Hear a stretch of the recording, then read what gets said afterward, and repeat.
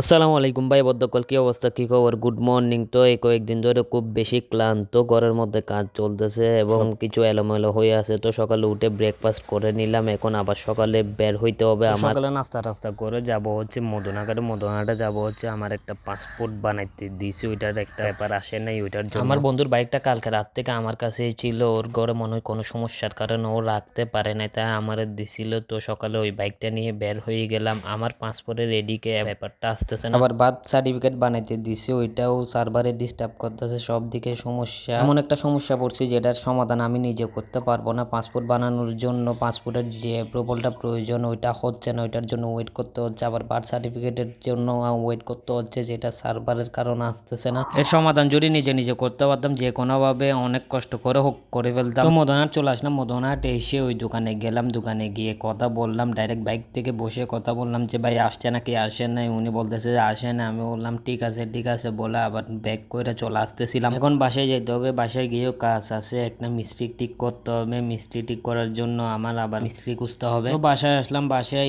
এসে ঘরে ঢুকতে আমার আম্মু বলতেছে যে দুধের বোতলগুলো আবার দিয়ে আসতে বৈজালি গেটে। তখন আবার আমার একটা ফ্রেন্ড আমার কল দিল যে ওর সাথে একটু টাউনে যাইতে হবে। তো আমি ভাবতেছি যে আগে টাউন থেকে আসি, তারপর মিস্ত্রি খুঁজতে যাবো। তো দুধের বোতলগুলা প্রথমে আমি বন্ধু জিতুর বাসায় রেখে আসলাম, কারণ বৈজালি গেট যাওয়ার সময় বন্ধু জিতুর বাসা পরে, এরপর বন্ধুর সাথে বাইকে উঠে গেলাম। আমরা মূলত টাউনে যাব হচ্ছে হাজারা গল্লিতে যাব, কারণ ওষুধ নেওয়ার জন্য।